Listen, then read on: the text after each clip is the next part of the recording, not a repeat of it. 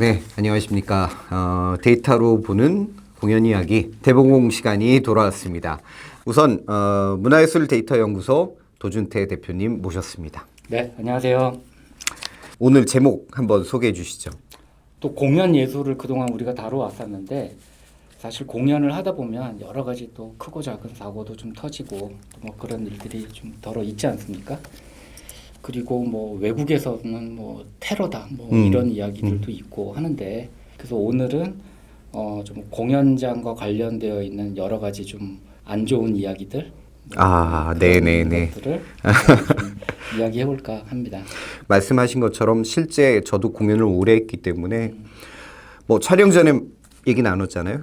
제가 직접 겪은 그 사고만 해도 어마어마하고 실제 무대란 공간이 처음 무대 백스테이지를 간 분들한테는 굉장히 위험한 공간이잖아요. 네. 오늘 이런 이야기를 준비하신 전체적인 개요를 한번 이렇게 쭉 말씀을 해주시면 좋을 것 같습니다. 네, 뭐 최근에 뭐 아시다시피 지금 뭐 러시아랑 우크라이나가 계속 지금 전쟁 중에 있는데 이게 뭐 끝날 기미를 좀 보이지 않고 있네요. 그렇죠. 네, 뭐 그런데 어느 날 또 갑자기 또 러시아의 공연장 테러 사고가 또 터졌다고 하니까 맞아요. 네, 이게 또 남일 같지가 않은 거예요. 네. 그래서 아직까지 이제 우리나라는 공연장 테러 사건이 이제 터진 적은 없지만 이게 뭐 영원히 그런 일이 없다면은 너무 다행스럽겠지만 네네.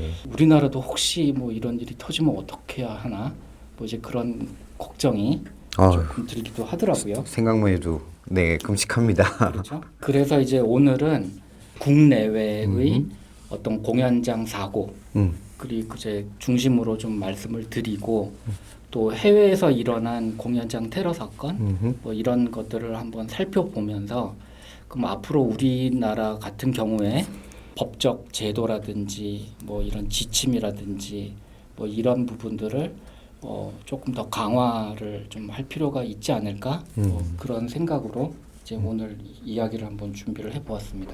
네. 근데 이제 준비하시면서 도움을 주신 분이 있다고 네 그러신 것 같아요. 사실은 제가 이제 뭐 공연장 사고 이런 관련 자료를 찾다가 문득 이제 공연장 안전지원센터가 생각이 났어요. 너무 감사하게도 또 우리 이제 국내외에서 공연장 사고와 관련되어 있는 여러 가지 데이터들을 좀 보내주셔서 네, 좀 그 내용을 좀 중심으로 이제 준비를 했고요. 네네네. 그런데 오늘 제가 또 테러 이야기를 좀 여기 할 거거든요. 그런데 지금 이제 공연장 안전지원센터에서 주신 자료에는 이런 그 테러는 여기 이제 반영이 되어 있지가 않습니다. 일부 반영은 좀 되어 있고요. 그리고 이제 제가 이제 몇몇 이제 좀 유사한 사례들을 좀 추가해서 오늘 좀 같이 좀 말씀을 드리려고 합니다. 알겠습니다. 공연장 안전지원센터에 대해서는 조금 생소한데 이따 시간이 되면 좀 소개를 좀 해주셔도 그렇습니다. 좋을 것 같고요. 네. 우선은 순서상으로 국내 사례를 소개해 주실 예정이신 것 같아요. 네. 예. 일단 제가 이제 조금 재구성한 그 자료에 의하면은 이제 1972년부터 최근까지 57개 정도의 공연장 사고가 발생했다고 합니다. 그래서 뭐 이제 사고의 유형을 좀 보자면은 관객 혼잡으로 인한 약간 압사 관련 사고. 네. 그러니까 뭐 한 11건 정도 되고요. 또 이제 무대나 그 무대 위에 구조물들 뭐 이런 부분들이 이제 뭐 붕괴가 되거나 뭐 추락을 해서 이제 벌어진 사고가 17건 정도. 또 무대에서 이게 좀 출연진이라든지 이런 이제 분들이 좀 추락한 사고가 22건이나 있더라고요. 네네. 그리고 이제 화재 사고 또 6건이 있었고요. 또 일부는 그 관객이 갑자기 뭐 심정지가 생겼다든지 이런 이제 돌발적인 이제 좀 다양한 사고가 발생한 것으로 나타났습니다. 72년도부터 57건 그러니까 그냥 이렇게 듣기에는 별로 안 많은데 이런 생각이 들기도 해요. 어느 정도 큰 사고들만 카운트한 거 아닌가 이런 생각이 들기도 하는데 이렇게 사고라고 가시적으로 보여지는 정도의 어떤 사건들을 추려 오신 것 같고요. 57건 추락건이 너무 비율이 크네요. 네. 이게 어떤 그 무대라는 특성을 조금 이해하실 필요가 있는데요. 이제 무대는 이제 어떻게 보면은 평평한 바닥이라고 생각을 하시겠지만 사실은 무대 위에도 굉장히 많은 구조물들이 있습니다. 그렇죠. 뭐 조명 장치라든지 또 무대 세트를 걸어놓기 위한 파턴이라든지 이제 이런 시설들이 있고요. 또 무대 바닥에도 여러 가지 그 시설들이 있어요. 네. 네, 그래서 경우에 따라 무대의 일부가 뭐 내려간다라든지 저희가 공연을 볼 때 관객들이 무대를 잘 볼 수 있게 조명을 비치고 있지만 그 뒤에 백스테이지는 아주 깜깜하게 맞아요. 예, 되어 있기 때문에 더욱더 그런 어려움 속에서 일을 하고 항상 그 사고에 노출이 되어 있는 게 사실인 것 같습니다. 그래서 뭐 오늘 뭐 제가 그냥 몇 가지의 네. 어떤 사고 사례를 네네. 좀 말씀 이제 좀 드리려고 하는데요. 네. 지금까지 이제 일어났었던 공연장 관련 사고 가운데 그냥 좀 사망자 위주로만 보면은 네. 이제 과거에 서울 시민회관이라고 있었습니다. 네. 그 서울 시민회관이 왜 지금 없느냐? 굉장히 큰 이제 화재 사고가 나서 이제 그 공연장은 없어졌고요. 그 자리에 지금의 세종문화회관이 건립이 되어서 1978년도인가요? 그때 건립이 되어서 세종문화회관이 현재까지 이제 위치하고 있죠. 조금 뭐 최근부터 조금 뭐 좀 말씀을 드리자면은 뭐 2014년도에 이제 판교 아, 그 네. 테크노밸리 야외 공연장에서 네, 네, 맞아요. 그 붕괴 사고 났던 맞아요. 네. 뭐 그런 사고도 좀 있었고요. 그리고 뭐 제가 기억나는 거는 또 2018년도에 또 그 김천문화예술회관에서 또 거기 네. 한 분이 네, 예술가 한 분이 아마 오케스트라 피트가 내려간 거를 인지를 못하고 떨어지신 사례이죠. 그래서 물론 이제 나름대로의 어떤 안전 지침을 이제 이렇게 따르고는 있었는데 네, 이게 사고라는 거는 굉장히 어떤 그 순간에 일어나는 거잖아요. 맞아요, 맞아요. 네네네. 그렇기 예. 때문에 아마 준비를 하고 있었음에도 불구하고 좀 그런 안타까운 일이 생긴 것 같습니다. 그 이후로 저희가 공연장에서 무엇인가 역할을 할 때는 항상 안전 교육을 받고 이제 지금은 안전 교육 인수증을 있어야 이제 공연장에서 네. 어떤 역할을 할 수 있게 되어 있고 실제 그런 시뮬레이션을 통한 훈련도 굉장히 많이 했죠. 네. 예. 관객은 처음 왔잖아요, 그 공간에. 맞아요. 그 비상구가 내가 들어온 길은 알고 있지만 사실은 거기를 나가려고 하는 관객 다른 사람들과 부딪힐 수도 있고 아까 말씀하신 그런 압사 사고처럼 그런 것처럼 사실은 이거는 정말 이 공연장을 운영하는 사람, 공연을 만드는 사람들이 좀 각별하게 조금 인지를 하고 네. 좀 준비를 많이 해야 될 그런 몫인 것 같아요. 지금은 굉장히 이제 그런 부분에 대해서 안전 예방 조치라든지 네. 그런 것들이 굉장히 잘 되어 있고요. 네. 또 교육이라든지 뭐 훈련 이런 것부터 되게 잘 되어 있습니다. 안심하시고 공연장에 오시면 좋겠습니다. 네. 자, 그럼 이제 국내 사례는 요 정도 하고 이제 해외 사례를 네. 한번 볼까요? 이제 해외 공연장 사고의 또 이제 유형을 좀 이제 보았더니요, 네. 되게 다양합니다. 그래서 뭐 아까 말씀드렸던 화재 사건, 네. 또 관객 혼잡으로 인한 뭐 똑같구나. 압사, 네. 또 뭐 무대 구조물 뭐 네. 비슷비슷하죠. 네. 뭐 추락 이런 네. 것도 있고 또 심지어는 야외 공연장에서 폭염으로 인해서 이제 관객이 사망한 사고도 있었더라고요. 네. 그런데 이제 이게 좀 국내 사고와 조금 다른 부분이 오늘 좀 중점적으로 좀 말씀을 드리려고 하는 공연장 테러입니다. 네. 이게 참 우리나라에서는 보기 어려운 이제 부분인데요. 그래서 뭐 오늘 이제 잠시 뒤에 뭐 좀 네. 테러 이야기를 좀 따로 해보도록 하겠습니다. 네, 알겠습니다. 먼저 좀 뭐 미국에서 이제 음. 뭐 일어났었던 일을 좀 말씀을 드릴게요.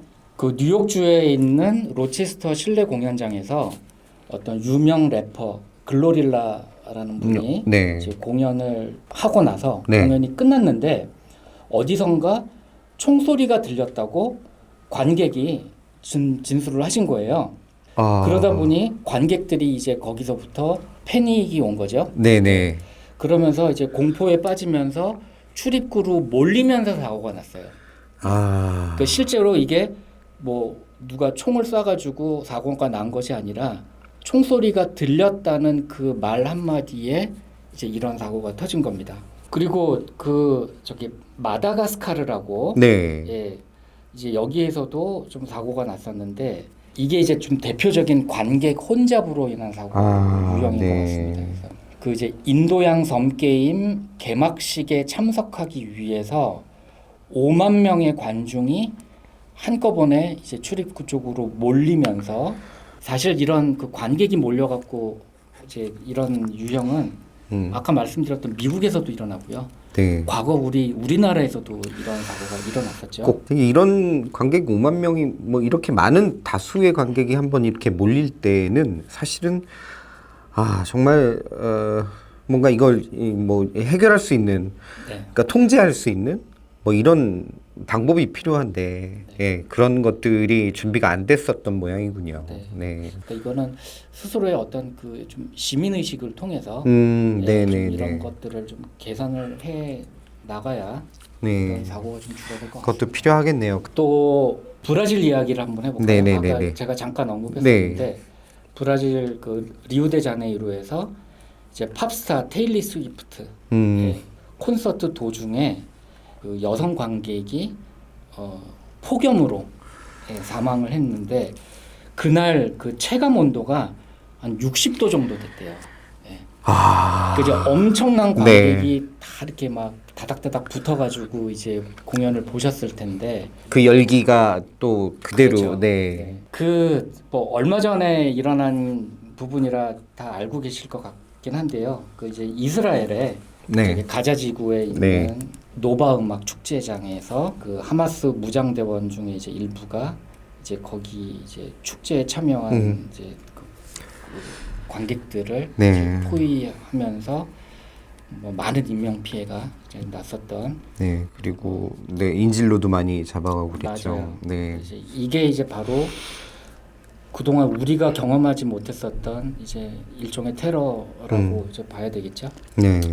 그래서 그 해외에서 일어난 사고들의 유형을 이제 보니까 제가 지금까지 말씀드렸던 그 20몇 건의 이제 그 테러에서 많은 인명 피해가 났는데 사실은 공연장 사고가 그렇게 많은 사람들이 죽거나 그러지는 않습니다.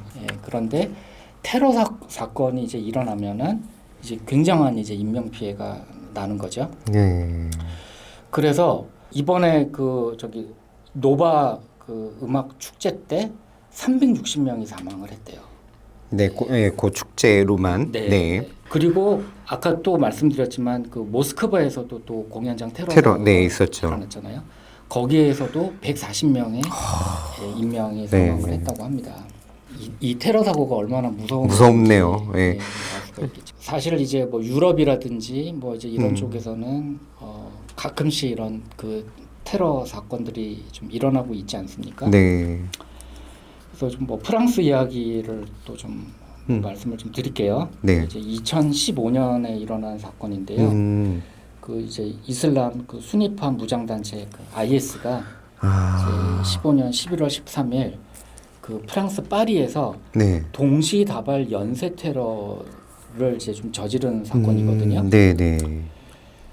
이게 이제 너무 안타까운데 이게 좀 민간인들을 대상으로 한 좀 무차별 살상이잖아요. 이제 이런 어떤 그 정치 목적을 갖고 민간인한테 이제 피해를 주는 거를 이제 보통 그 소프트 타깃 테러라고 이제 이야기를 하는데 그때 이제 11월 13일 밤부터 그 다음 날 새벽까지 프랑스 파리에 있는 공연장, 축구 경기장 뭐 이런 6곳에서 총기 난사와 뭐 자살 폭탄 공격, 최악의 이제 동시다발 테러가 발생을 해서 130명이 사망을 한 사건입니다. 그리고 이제 테러 발생하고 나서 이제 이슬람 순위파 극단주의 단체 이제 IS가 자신들의 소행이라고 떳떳하게 밝히고 그런 큰 사건이 있었죠. 이거는 17년도 5월달에 이제 발생한 이제 사건인데요. 미국의 이제 팝 가수 아리아나 그란데가 이제 공연이 끝난 이제 직후에 공연장에서 폭탄이 터졌어요. 그래서 이제 22명이 숨지고 50명이 다치는 큰 사고가 이제 터졌습니다. 그래서 나중에 이제 범인을 잡고 봤더니 22살의 리비아계 영국인이 네네. 이제 그 범인으로 확인이 됐고, 예, 이것도 결국에는 이제 이슬람 IS의 그 어떤 소행이라고 또 자신들이 그 밝히기도 했습니다. 아 진짜 무섭네요. 네. 네. 아직까지 우리나라가 이렇게 뭐 그 공연장 테러에 대해서는 뭐 좀 안전지대로 볼 수 있죠. 네. 지금까지 한 번도 이제 이런 일이 일어나지 않았고, 그리고 우리나라가 어떤 정치적 목적이라든지 뭐 어떤 특정 종교라든지 그런 어떤 이해관계에서 엮여 있는 부분들은 사실 없기 때문에 네. 아직까지는 좀 안심하셔도 되긴 하겠지만, 오늘 좀 이 이야기를 좀 뭐 꺼내는 이유들은 좀 있습니다. 그래서 일단 뭐 그럼 우리나라는 지금 뭐 어떤 테러 방지라든지 이런 거에 대해서 대비를 하고 있는 건가? 좀 살펴보았더니 뭐 우리나라 이런 거 되게 잘 되어 있습니다. 그래서 뭐 요거를 조금 소개를 하자면, 이제 테러 방지법이라고 해서 정식 명칭은 국민 보호와 공공 안전을 위한 테러 방지법이라고 합니다. 이게 이제 2016년에 지금 제정이 되었고요. 그리고 이제 국가 중요 시설 및 다중 이용 시설 뭐 이런 거에 대한 어떤 안전 대책 관리를 수립하도록 되어 있어요. 아 그렇군요. 네, 그렇기 네네. 때문에 전혀 우리가 이제 무방비 상태로 있는 것은 아닙니다. 그리고 제가 또 좀 자료를 찾아봤더니 이제 2019년도에 국립재난안전연구원에서 발간한 국내 테러 통계 기반 테러 유형의 분류 체계 구축 방안. 좀 제목이 좀 깁니다만, 네. 이제 여기에 따르면 이런 부분들이 이제 조금 저희가 좀 준비를 해야 될 부분인 것 같아요. 이제 이 테러 방지법이 국제법에서 정하고 있는 국제 테러리즘만 테러에 대한 성립 요건으로 보고 있기 때문에 일단 이제 국내에 발생한 테러 사례를 찾아보기가 어렵잖아요. 그쵸. 현재는 없으니까. 네. 그래서 이제 그 어떤 테러로 정의를 내리려면 뭐 테러 의도, 행위, 뭐 공격 방법, 공격 대상, 가해자 정보, 뭐 위험 지수 이런 어떤 다양한 기준을 적용을 해야 되는데, 우리나라는 이제 어떤 해외 어떤 그 법을 적용시킬 만한 사례가 없지 않습니까? 네. 예, 그렇기 때문에 이번 기회에 좀 국내 테러에 대한 유형과 좀 분류 체계 구축 이런 것들이 좀 필요하다라고 이미 2019년도에 좀 언급을 하고 있습니다. 네. 근데 이제 어찌됐건 우리 공연장은 그 법에 따르면 그 다중 이용 시설에 지금 들어가져 있거든요. 네. 그런데 이 다중 이용 시설은 또 테러에 대한 고위험군으로 분류가 되어 있어요. 네. 예. 그러니까 사례가 없었을 뿐이지 사실 공연장이라는 공간은 테러로 쳤을 때는 고위험군으로 분류가 된다. 네. 네. 뭐 이제 이런 부분들을 좀 말씀을 좀 드리고 싶고요. 네, 어쨌든 이렇게 국내 공연장 테러라는 제목으로 시작했지만 결국은 해외 사례를 보면서 저는 그런 생각이 들었어요. 이게 정말 우리한테 멀리 있는 이야기만은 아닌 것 같다. 이런 생각이 들었거든요. 어떻게 생각하세요? 저도 오늘 이야기를 좀 준비한 이유가 사실은 뭐 요즘 K컬처 되게 유명하지 않습니까? 그렇죠. 네. 이게 뭐 문화라는 게 뭐 우리 문화, 외국 문화 이제 이런 어떤 경계가 다 허물어진 것 같아요. 그래서 어떤 외국인들도 우리나라에 많이 들어오실 거고, 그럼 굉장히 많이 오시죠. 네. 네. 그리고 또 우리나라 분들도 또 해외에 가가지고 또 굉장히 좋아하시는 공연들 많이 보실 거지 아티스트, 않습니까? 예, 굉장히 많이 나가죠. 아티스트도 많이 나가고, 그리고 뭐 관광객도 그렇죠. 많이 나가시고, 또 일부 매니아들은 특정 공연을 보기 위해서도 많이 외국에 나가시지 않습니까? 그렇죠. 그래서 세상이 점점 경계가 무너지고 굉장히 복잡 다양해지면서 이 테러를 꼭 외국에서 일어나는 일만으로 인식을 하는 것보다는 이거를 좀 같이 우리나라에서도 일어날 수가 있고 내가 해외에 가서 경험할 수도 있고 좀 이런 그렇게 멀리 있지 않다. 그렇죠. 이런 네. 어쨌든 위기의식 정도는 좀 갖고 있었으면 좋겠다는 말씀이시군요. 네. 네. 아니 근데 저는 말씀 쭉 들으면서 사실은 약간 겁이 나긴 했지만 어쨌든 아까 이제 법으로 정해서 이미 우리나라에서 고민을 하고 있다. 나라에서 그런 얘기를 들으면서 조금 더 다행이다 이런 마음도 들었는데 아까 그 소개만 해주셨는데 공연장 안전지원센터 네네. 사실은 이런 지원센터가 있다는 거 현장 예술인도 많이 모르시는 분도 계시고요. 예, 그러니까 아마 이런 지원센터의 역할인 것 같거든요. 네. 예, 같이 이렇게 소개도 해주시면서 네. 예, 이야기를 해주시면 좋을 것 같습니다. 사실은 이 공연장 안전지원센터라는 되게 중요한 기관이 있는데 이게 꼭 무슨 공연장에서 사고가 한 번 나야 언급이 한 번씩 되는 좀 그런 경향이 있는 것 같아요. 하지만 공연장 사고가 계속 나지 않는 이유는 예, 이렇게 좀 숨어 있는 기관이 그동안 굉장히 많은 그 노력을 하고 계시는 부분이거든요. 네. 그래서 이제 공연장 안전지원센터에 대해서 간단히 좀 소개를 드리자면은 안전이 취약한 무대 시설에 대해서 좀 전문 기술과 또 안전 점검을 지원을 한다라든지 또 공연장 관리자에 대한 안전 교육, 또 선진 기술 뭐 이런 것들을 보급하고 계시고요. 또 공연장 안전 및 또 전문 기술에 대한 연구 개발도 계속 좀 하고 계시고요. 또 공연장 안전 제도에 대해서 또 연구하고 또 정책 지원을 하고 이제 이런 일들을 좀 하고 있습니다. 특히 이제 사이버 아카데미도 별도로 운영을 하고 계시거든요. 네네. 네. 그래서 이제 공연장 이제 종사자나 이제 그 출연자를 위해서 법정 교육이 있어요. 네. 의무적으로 다 그 교육을 좀 받으셔야 되는 부분이 있고요. 또 이제 그 관객 관리자 또 이런 분들을 위한 이거는 법정 교육은 아닙니다만 또 이런 교육도 계속 좀 실시를 하고 계세요. 그래서 네.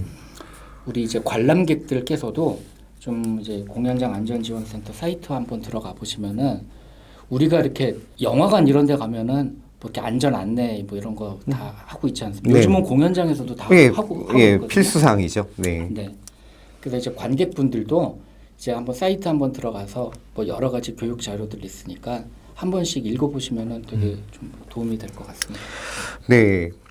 뭐 국내외 사례부터 해서 사실은 저 무시무시한 테러까지 설명을 해주셨고 테러 그 다음 순위가 관객 혼잡으로 인한 맞아요. 사고였어요. 네. 사실은 테러에 대해서 이제 위기의식을 갖는 것도 중요하지만 사실은 우리한테 더 가까운 건 관객 혼잡 사고가 아닐까. 네.